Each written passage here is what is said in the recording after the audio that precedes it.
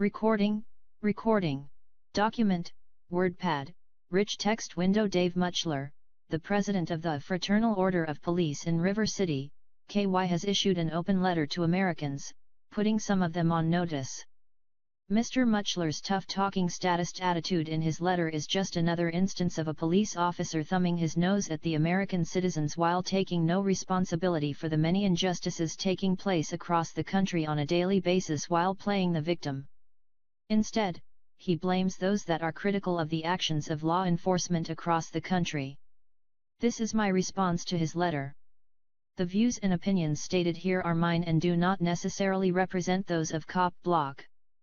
Mr. Muchler, you begin your open letter to your supporters, critics, and the criminals by stating that the members of River City FOP Lodge 614, who serve and protect Louisville every day, will no longer stand on the sidelines while anyone continues to assault and demonize us.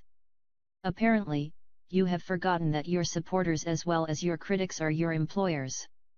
You also fail to realize that you and your brother gang members are not on the sidelines in this war for freedom.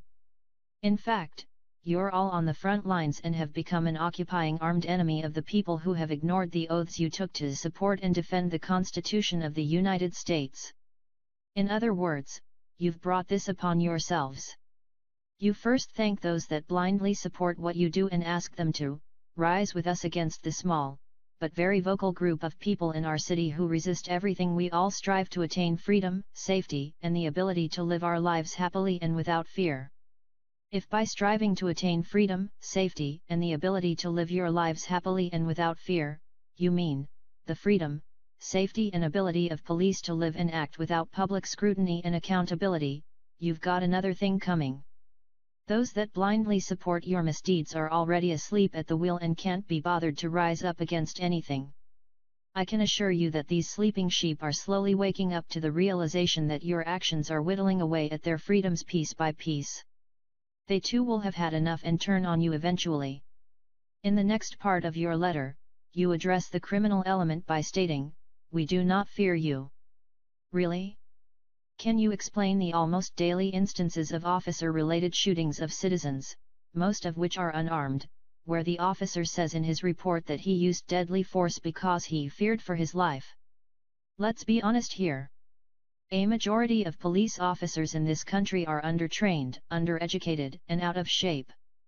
The screening of candidates for the police force also leaves a lot to be desired, as well. How many mentally defective people slip through the cracks during your selection process?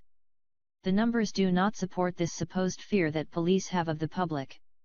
According to the National Law Enforcement Officers Memorial 2015 report on causes of death for officers, 117 officers died in the line of duty during 2015.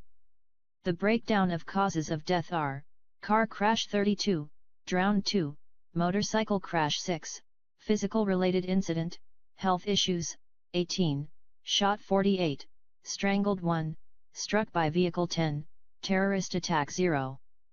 Those numbers do not support the claims that law enforcement officers put their lives on the line every day in serving the public. In fact, the U.S. Department of Labor lists police work at number 14 in their list of most dangerous jobs.